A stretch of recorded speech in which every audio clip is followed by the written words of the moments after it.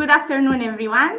I'm very happy to welcome you all to the Session Policy Roundtable of today. I'm Catalina Papari, Policy and New Partnerships Associate at VPA, and today I am the host of this session.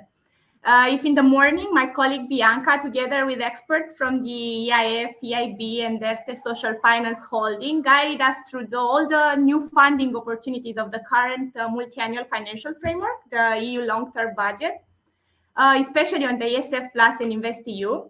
For the next 50 minutes, we will explore how to better partner up for unlocking these opportunities with a big final goal, scaling up social innovation.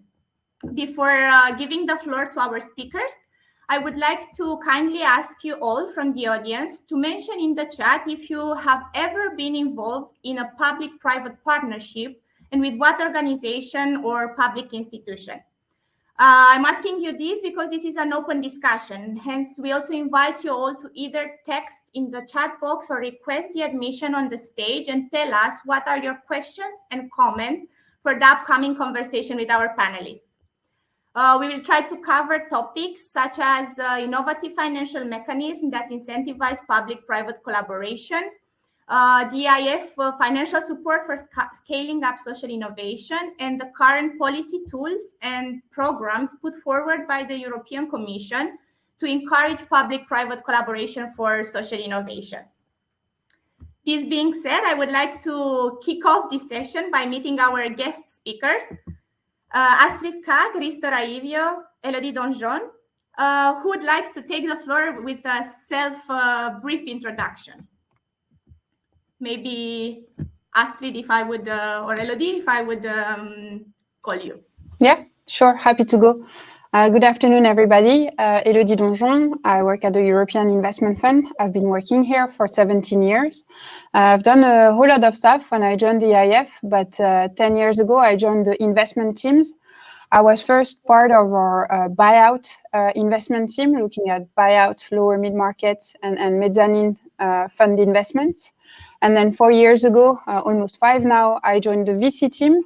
And initially, I was working more on the life science side, but since 2 years, I joined the social impact team. Very happy to be here with you today. Thank you, Elodie. Astrid or Risto, would you like to also introduce yourself, please?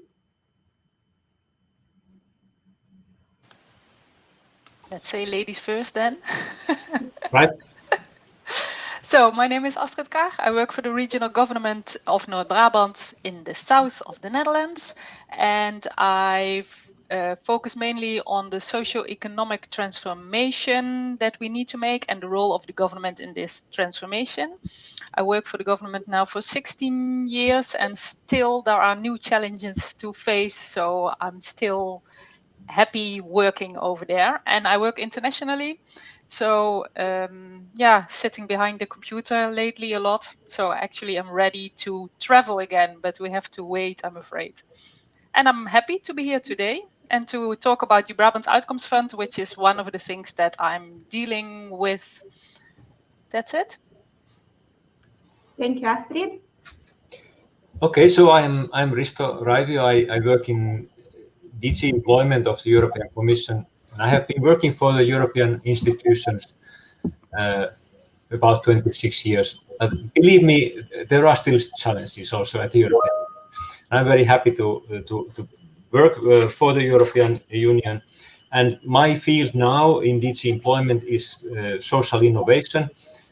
The past 6 years, I worked more on the social entrepreneurship issues in the same DG. So altogether, all that is very much related. And now I am in the unit which coordinates the European Social Fund. And that is, of course, an important instrument in our hands in promoting policies and actions in this field. Thank you. Thank you very much, Risto. And I think that we will have a very interesting conversation today. I would just like maybe to start with a practical example because Astrid just mentioned the Brabant Outcome Fund. And Astrid, from your role also as a senior policy advisor at the province North Brabant, can you please introduce us in the unique model of the Brabant Outcome Fund and maybe touch base on what was the role of the government there, what was the role of the private stakeholders, and also if you can mention a bit about the scale up of this instrument.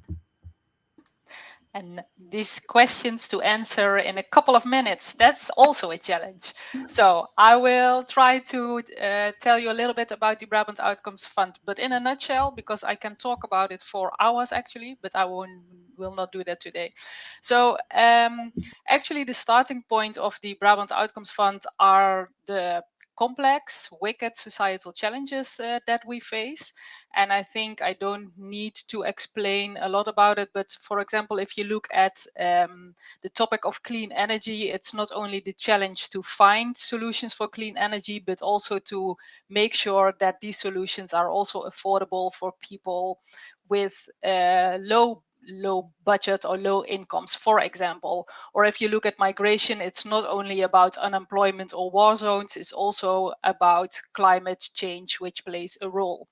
And so that's actually a little bit the complexity of the issues that I'm dealing with. But the other side, the positive side, is that there are a lot of entrepreneurs, and it was already mentioned, for example, social entrepreneurs who have solutions or work on solutions for these complex societal challenges.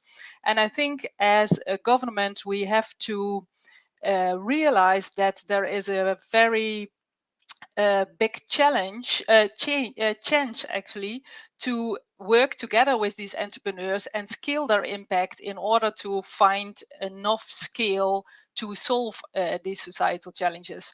But the thing is that these social entrepreneurs or impact entrepreneurs or whatever name you gave them, they have difficulties when they look for a budget to scale their impact. And it has a couple of reasons, but the main reasons actually we find out is that the fact that our system focuses too much or most of the time only on financial value and not on social value is a thing, is a reason. Also, there is not enough cooperation between the public and the private sector, and actually these wicked social problems should be responsibility of both the public and the private sector, because we cannot solve them alone.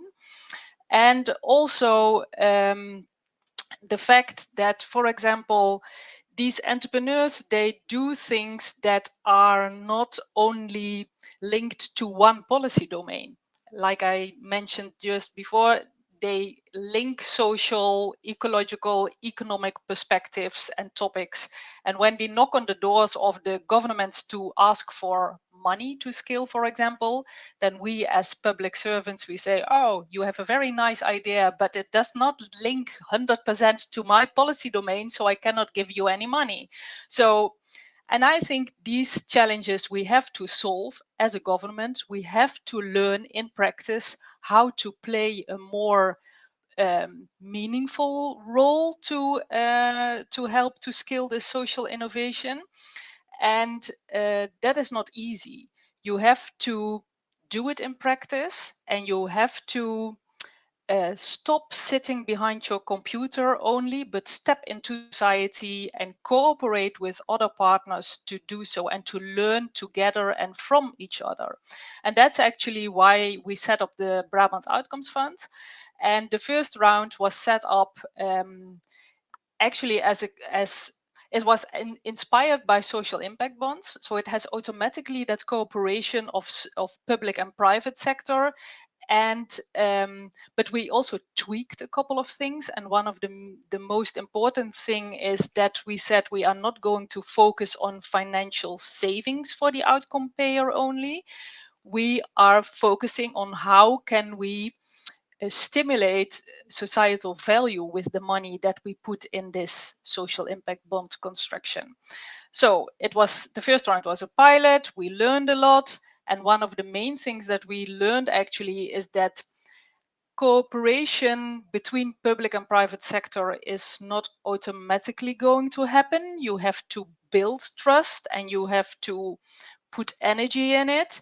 But once you trust each other, you can you can deal with a lot of difficulties. And actually the COVID situation showed us that we really were able to hold each other in this really changing world and work together, like together the investors, the entrepreneurs, and the government, to make sure that impacts are still going to happen even the world changed actually. And currently we are setting up the second investment round, not because the first investment round was a great success and we are going to copy it again, but we said the first investment round was a starting point. The second investment round should be better and needs improvements. So that's what we did. We still have that social impact bond kind of construction, but also we added loans, because we think that by focusing only on social entrepreneurs alone, we cannot solve all our challenges. We have also entrepreneurs who want to be more social, for example, or who want to focus more on sustainability, and they need also money to do so. So by also adding loans, we can also make sure that these enterprises that can bear financial risk themselves can also have advantage of what we are doing. And I think I stop here, and I can understand there are a lot of questions, so I'm happy to answer, and also interesting in all the stories that my other two panelists have to tell. Thank you very much, Astrid. If I can just quickly tell you what is happening in the chat. I see that there are a lot of EBT members active here. We have Katinka Leiner. She just mentioned that she's part, of course, from PERT, but she has 3 effect contracts with Norwegian municipalities, social impact bonds. We have also Annette van den Hoek, for Karuna Foundation, also involving public-private partnership for social innovative healthcare models.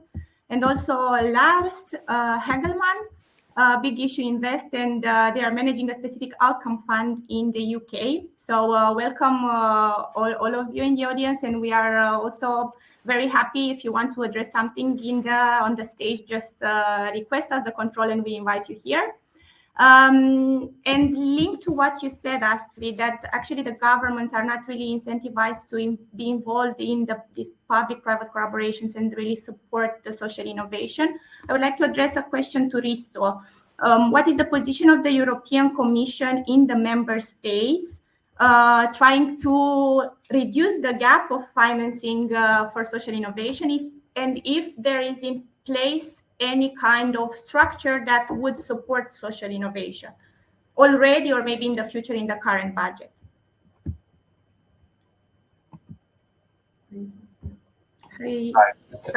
Thank you very much. So indeed, I mean, as I said, currently I'm working for the European Social Fund, and that is the big financial instrument that we have in the area of social and skills and human capital.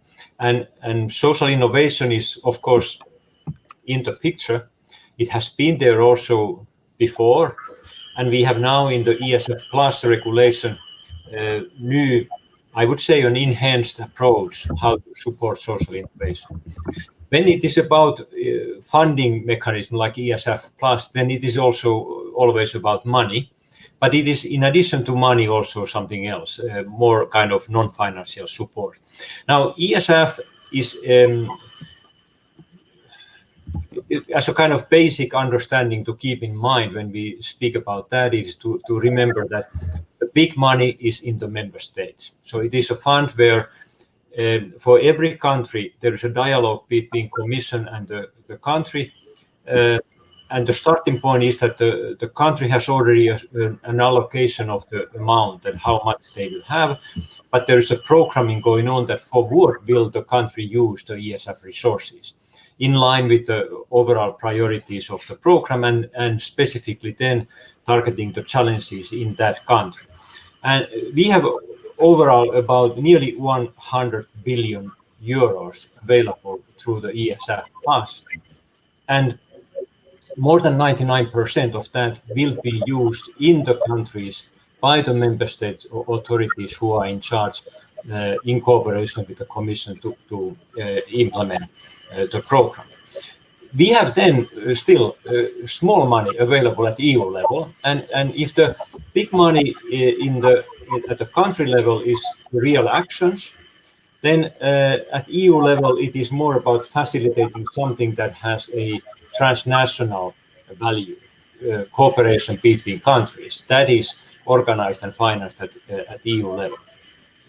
Now, concerning the big money that is in the countries available, the one important novelty in the ESF Plus regulation is that now there is an obligation that every country specifically addresses the issue of social innovation in at least one of their programs. When I say that they implement the programs that will be agreed with Commission, in some countries there are many programs, but in at least one of them, social innovation needs to be specifically addressed.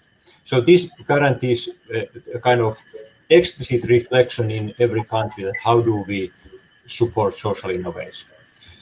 Now, at the EU level, we have a small money when the overall budget was 100 billion, we have 197 million for EU level cooperation to support scaling and transfer of social innovation.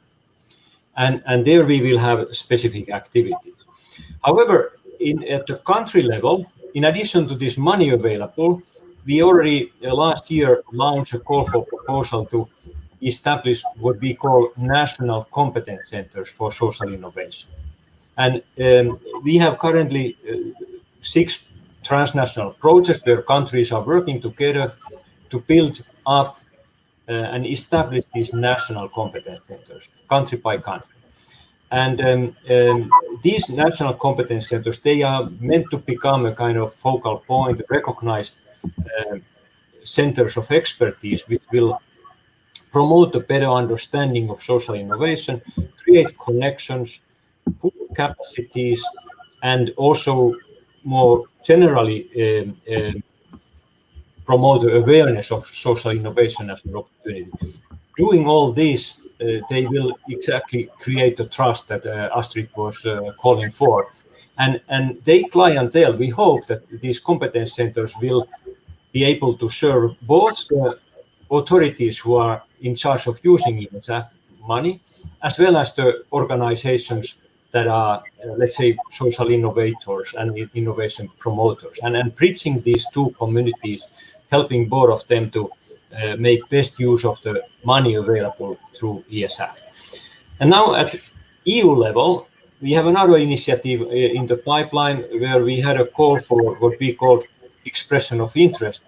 And we were looking for one of the authorities that is implementing the ESF in the countries to take a kind of role of implementing something at EU level. And we call it ESF Social Innovation Plus. And that will have 2 work streams. One will be actually a new type of grants available for transnational cooperation, which exactly focuses on transferring or scaling social innovation. So between the countries, social innovation promoters, but also possibly the authorities cooperate and help the transfer and learning from other countries, from social innovations that have already proven to be something.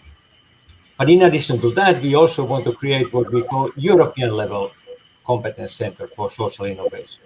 Again, for the same kind of function, mutual learning and better understanding of the concept, better knowledge about what is social innovation currently in Europe, what happens actually.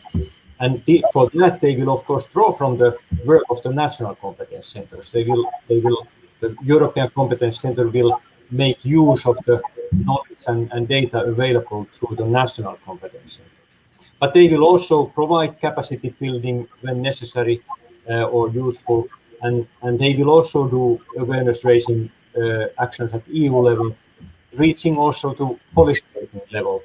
And we also expect that they will be helpful for the European level projects and help them to capitalize and let's say learn from all this critical mass of projects that we will have in the pipeline. So there you see a lot of expectations. We hope those will be better when we get all this up and running. Thank you, Risto. It's also very encouraging to see that the Commission put forward a lot of initiatives with the opening of a new budget. And as I can see also in the chat, Rui Pedroto just mentioned also Portugal's social innovation. And they are also part of the Competence Centers for Social Innovation, together with other EBT members, such as FASE in Germany, Rethink Ireland, Ingenio in Ireland. So, and I can see that they are also through the audience. So in the case you would like to share something with us, feel free to also put your questions or your comments in the chat. And I would just want to make a quick connection with the EIF perspective on supporting different innovative financial mechanisms and in general funds, because it stays at the core, the DNA of EIF to support funds across Europe. And to tell us maybe, Elodie, what are the available tools now and products to support funds across Europe, and if your support differs from geography to geography? Yeah, sure. So indeed, as you rightly point, EIF, we have two main business lines. One is a fund-of-fund business line, and the other one is guarantees and securitization. And so from the fund-of-fund perspective, I think investing in social impact fund across Europe is really the DNA of what we do in my team. And I think this is probably going to stay for the future to come. That's very clear. We started to support social impact funds back in 2013. That's when we made our first investments. Since then, we've supported 36 social impact funds and impact funds. So that's 36 out of a galaxy of close to 900 that we have as EIF as a whole. So you can see that it remains still very small compared to the wider galaxy of investments that we do. And I think on our end, it's also very clear that it also means that the room to grow and the room to continue supporting new teams, new strategies, and new geographies is very big. That's very clear. When it comes to investing in social impact funds, we do have the main mandate that we use, and I know my colleague Sylvia was speaking this morning, usually comes from the European Commission. It's been mostly funded by the Commission since the beginning. And just to give you an idea of how much it means, when we started off in 2010 with a pilot of 25 million. And then the last mandate, we had 1.4 billion of assets under management. So you can see that the increase in the money that we can use to support impact in a very wide way is there. And this is clearly here to stay. Also, now that we are expanding the definition of impact to also include climate impact, so you can imagine that there will be a lot of interest in the coming years. When it comes to the support that we give, and do we look at different things across geographies? Actually, we have the social impact strategy is really the core of our analysis and what we will be looking at very carefully. But we also know that the market is still, it's still not mainstream. So we also know that we need to be a bit more flexible and make more time to help the manager. We give a lot of feedback about the proposal, what works and what doesn't work for us as an institution, because even though we can be more flexible for a social impact manager, we are still a fund investment institution, and so there are still thresholds and requirements that are necessary. But it's true that we are very keen to, of course, France, the Netherlands, I guess Western Europe, the UK, of course, Western Europe is much more active when it comes to social impact. By little, we start to go easter and souther. Hopefully very soon we will be signing our first social impact fund for Poland. So super happy to put a flag there, but it takes time and it takes effort. Thank you, Elodie. Maybe if I can address you one more question, more related to the thematic approach of the EBF, because you just mentioned co-investment on climate impact and climate-related activities. Yeah. Could you maybe give us some more examples of also other activities linked to the social sector?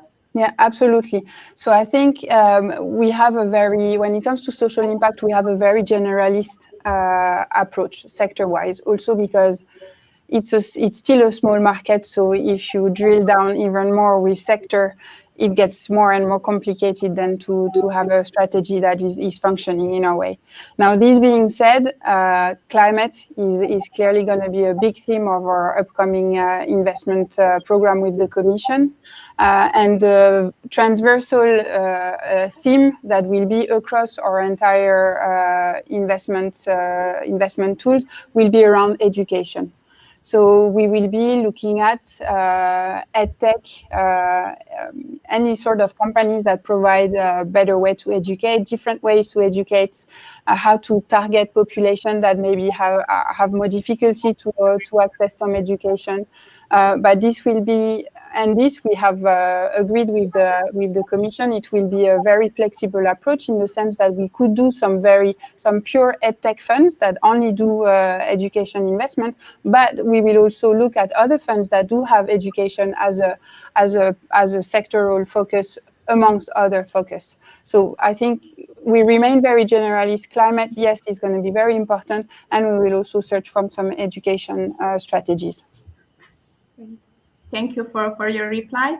And I would make a link with the second Brabant Outcome Fund because as we saw in the official communication, the scale up of it would involve also the support of the EIF. Astrid, would you like to tell us more about it and the process of scale up? What is the need of the Brabant Outcome Fund too? Yeah, so the scaling actually is that we started the first investment round with 1 million from the government as an outcome payer, and it was money coming from only one department, the social department. And now in the second investment round, we have outcome payments from different departments of our governmental organization, like from the energy part, the agriculture, economy, and I forget others.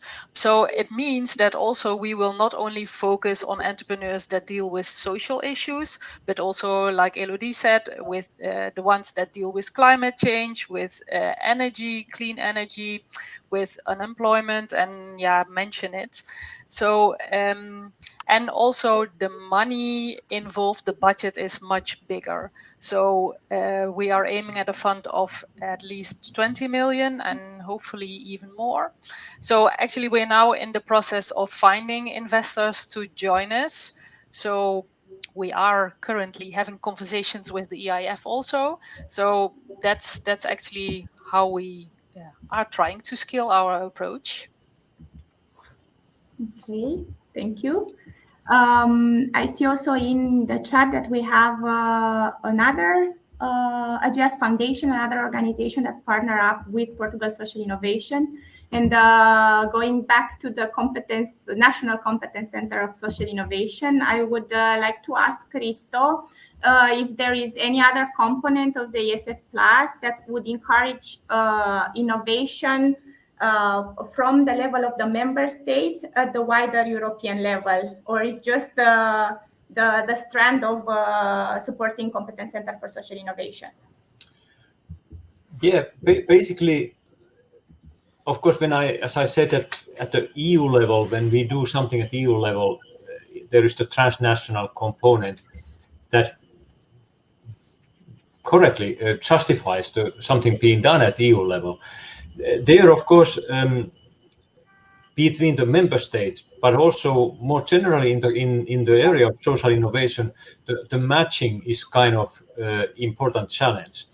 there are those who would need innovation and there are those who produce innovation, and matching the two is really an issue. We actually have a kind of reflection that too little attention has been paid, at least within our work so far. Too little attention has been paid to the kind of demand driven actions in the area of social innovation. So there's quite a lot of discussion about scaling from the perspective that somebody has an innovation, how do we make it bigger? How do we scale it?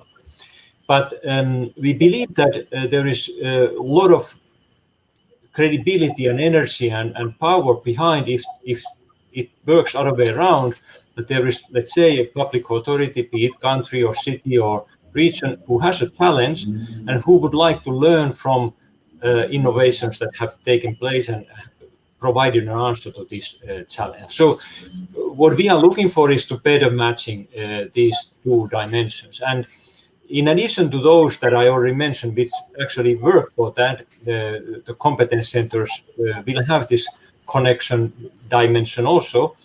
We also have a very concrete tool, what we call social innovation database, that is currently in the pipeline.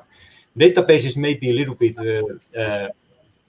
technical, sounds a bit technical, but it will be a matching tool where stakeholders can enter and propose to include in that space, online space, their projects, or they can come in and propose and put in their organization. And in terms of looking for partners or being ready to work on something, explain their experience. And so there, it will be a matching tool, a platform that helps to connect ideas, but also help to connect organizations across Europe. And so we hope that will be online quite soon. Our technical colleagues who are working on the IT technicalities, they are approaching the, let's say, the end phase of this always difficult task of finalizing such things. Then we also have still a kind of challenge that we are looking together with member states now in the early December. How do we actually organize? This gets a bit technical now, but we have to somehow organize the kind of validation and control dimension in that kind of database. We believe that it's not feasible centralized at the EU level. So we have to find a right way of cooperating together with member states so that we get a validation also happening closer to the organizations or initiatives. But we are getting there quite soon. Plenty of opportunities for also EBT members then to showcase all the interesting public-private partnerships that they also mentioned in the chat. And I would encourage you all to take the opportunity and just address your questions now, because we have together with us Astrid, Risto, and Elodie that are full of added value for our community. Actually, I could intervene still one more. I posted a link to these competence centers. There are not only generic information about these national competence centers, but there is, through that link, then a fact sheet for each of the 6 projects, and that continues then at the country level, so that you will have a country contact details for each country involved. But in addition, this link has another added value, because currently, if you Google social ESF Plus, you will not easily find the new ESF Plus website. You will have all kind of other information, but not so easily this website. And so here with this link, you can then choose and go to the main page of the ESF Plus website. Soon it will be different when more traffic will happen on that side. But so use that link. Thanks. Okay, so everything is merging together, as we can see, different sectors, different layers and levels of institutional power. But this means that we should not work that much in silos and try to merge all these dimensions. Astrid, we know that you are also an expert of systemic change and transformation. How is this dimension incorporated also in the Brabant Outcome Fund? Because the governmental level, you work a lot with cooperation with also other departments. Yeah, I think one of the main things is that systemic change will not happen if you don't experience experience it yourself in practice. Because I can talk about that, for example, oh, my colleagues have to work together with private investors more, and I can say it, and then maybe they can say, okay, yes, you are right, but to do it is something different. And to understand what it asks from you as a policy officer, for example, is also something different. You have to do it and to experience what it means to be on the same table with public investors and entrepreneurs, and then to understand what it asks from you as a policy servant, and then what it asks from your work in a policy organization, and then what it asks from the way how you write your policy, how you develop your policy instruments. That is systemic change, and not only talking about it. So that's actually my opinion, and that's also and my experience, and that's also the aim of the Brabant Outcomes Fund. We set it up as a tool for the actually it's not only a tool for investing, it's a tool for learning for the government how to play a meaningful role in systemic change. And yeah, so I think that's the main message I have to bring over here.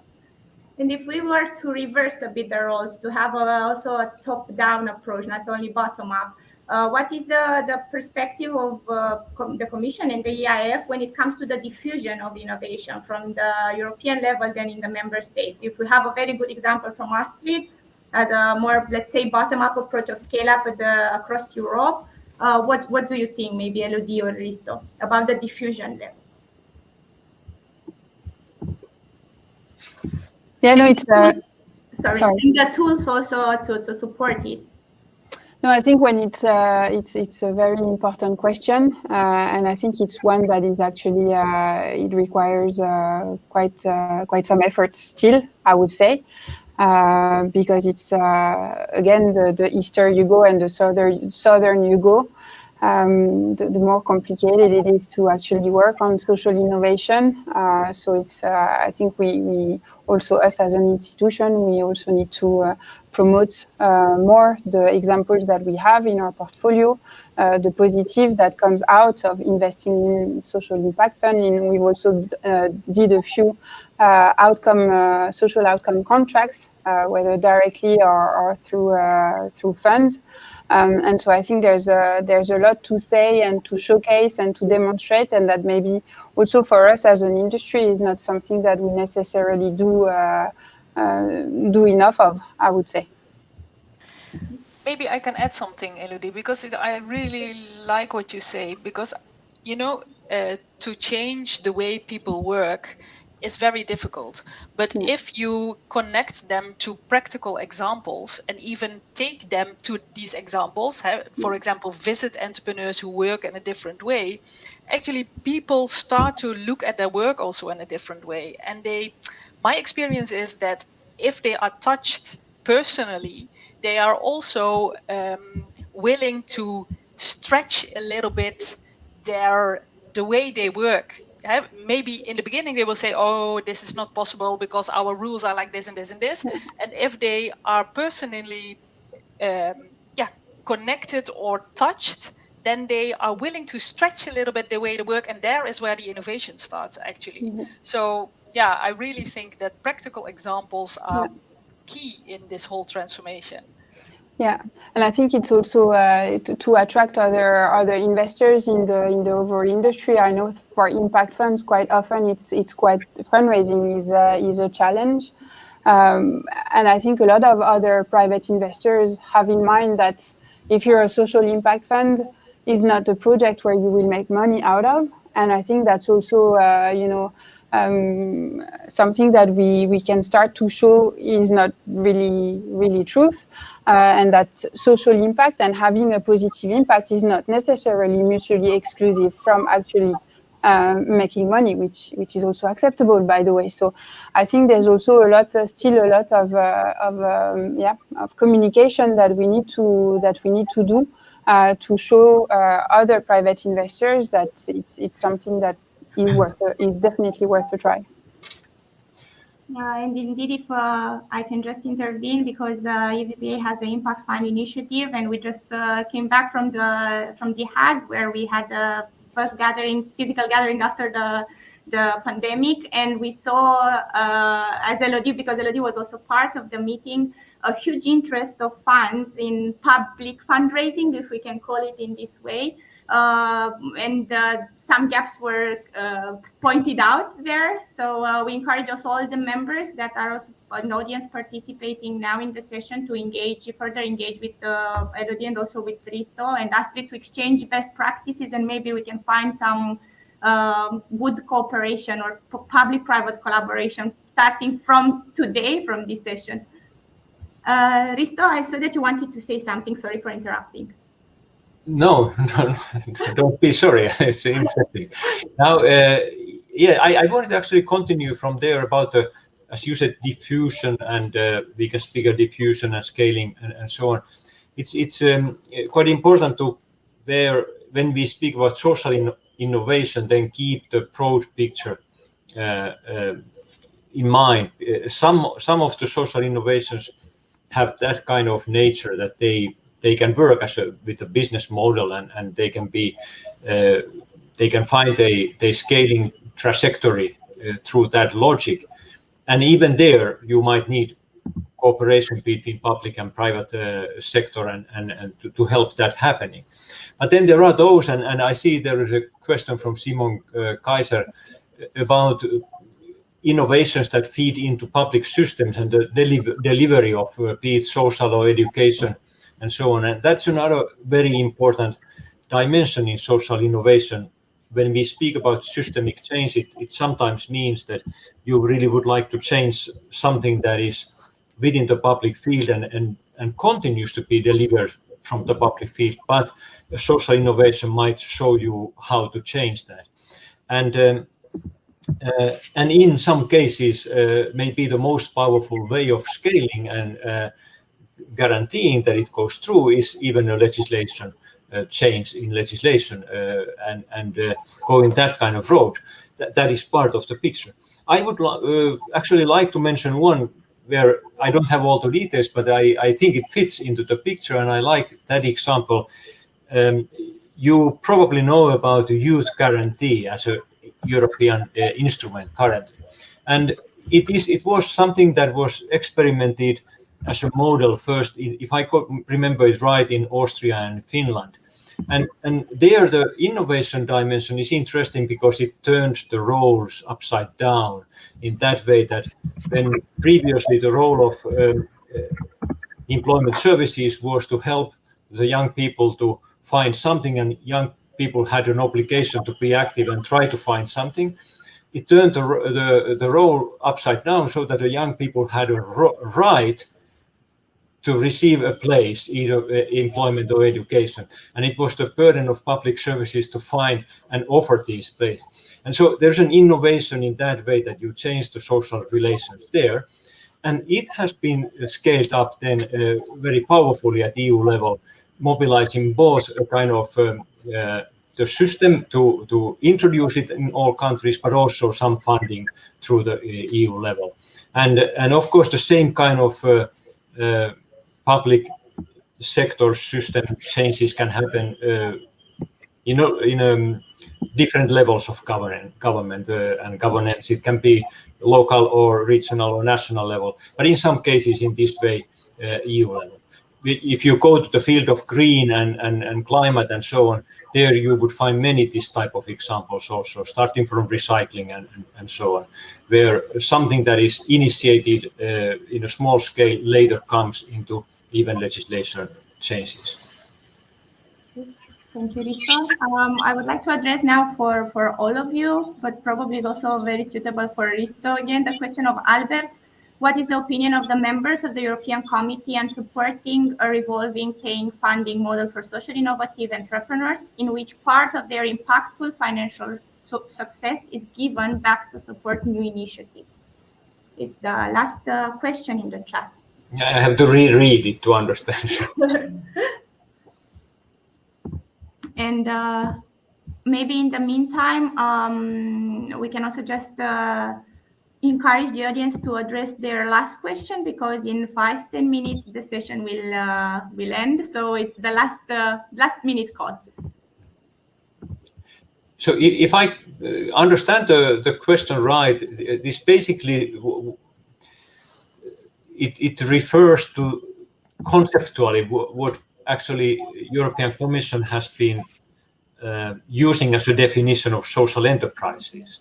That they are enterprises that make profit. They reinvest a significant part of their profit making to the cause that is the reason for them to do the business. And so Commission has a kind of agenda to promote that kind of social enterprises and social entrepreneurship, and has created specific funding for that under EASY program previously, and will be under the InvestEU in cooperation and implementation through EIF. And so Commission has a very positive attitude to that kind of enterprises. They bring one valuable addition into our palette of enterprises and actions. If I may ask another question that could spark a long discussion, but I would kindly ask you if we can keep it short, because you also, Risto, mentioned different legislative frameworks in the member states. At the same time, different interests according to geographies that was mentioned by Elodie. How would you see the scale up at the European level of national initiatives, considering all these kind of barriers, if we can name them? Different legislative frameworks, different interests, how we can strengthen this cooperation at the EU level. And the floor is open for all three of you, of course.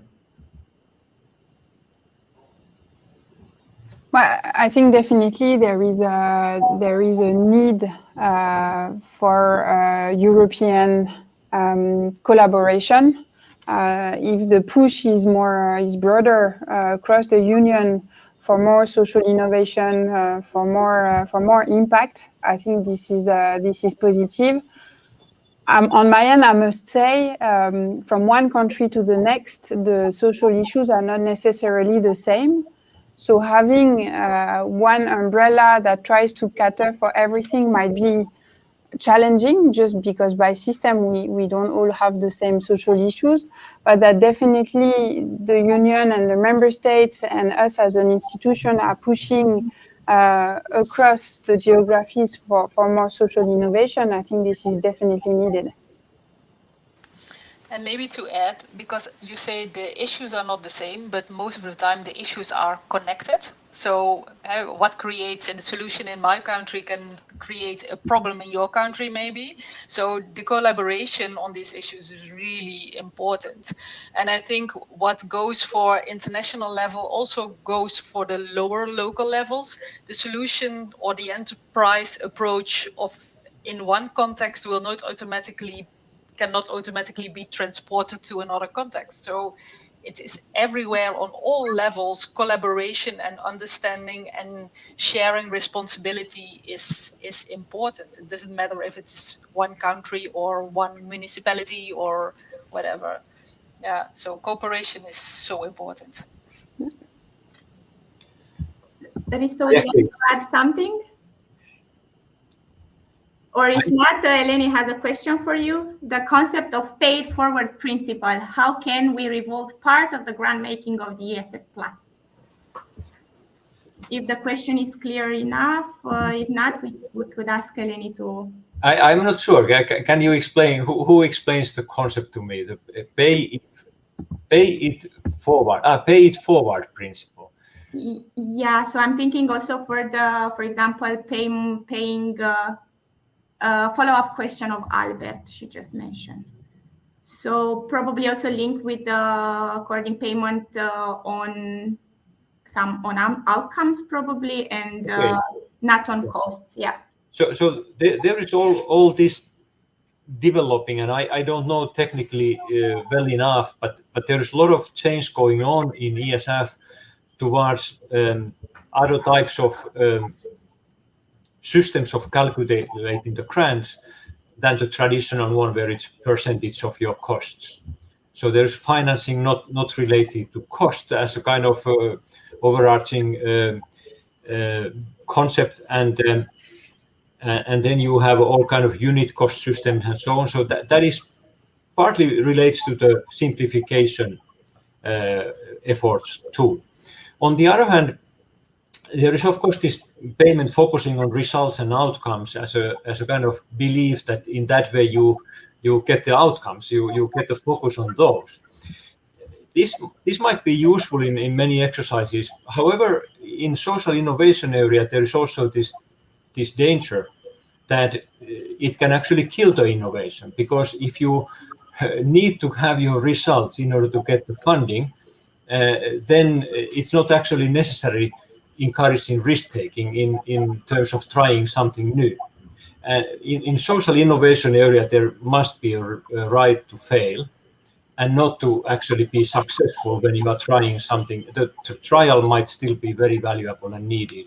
And so this we have to keep in the picture. The right to fail, similarly as it should be the right in the area of entrepreneurship, it must be the right also in social innovation.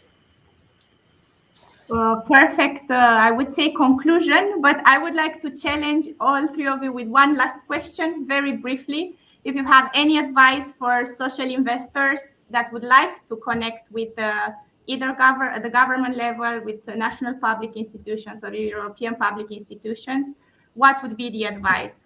What would be the first step of social investors to engage with you? I think my advice would be contact me and join me in the Brabant Outcomes Fund and just try out in practice. So, yeah, I would say the same. Come talk to us, to me or any of my team member. We look at everything. We are always available to discuss, to think together as to what could be done. So yeah, just come and talk to us. Yeah, my side, it's of course that if you need money, please follow what happens in your country with the ESF money. As I told in the very beginning, money is out there. But then when it is about mutual learning activities and so on at EU level, within the future European Competence Center of Social Innovation, I hope there will be good opportunities for all stakeholders who want to engage in mutual learning. And so there you might contact me, but I will give you a pending answer still, because I'm a bureaucrat and this exercise is not yet there. Thank you very much. Thank you all three of you for this valuable conversation. I would add that also the latest EBP publication, the infographic is out there. So in case you have any curiosities of how to access ESF Plus or to contact Risto, just click on the publication there and you can see the access points. I would like also to thank you to you, all the audience, because you provided us with valuable insights about your public-private collaborations and the initiatives that you are involved in. And I would just like to remind you that all these insights will be shared with all the participants through a recording after the session. And now I would like to invite you for the last event of today, celebrate the inaugural of meeting of Collab Award. The winners that are part of this initiative will just have their challenges shared. And it's very linked to the topic of today, system change practices from transformative impact. So we would like to see you all there. Thank you very much.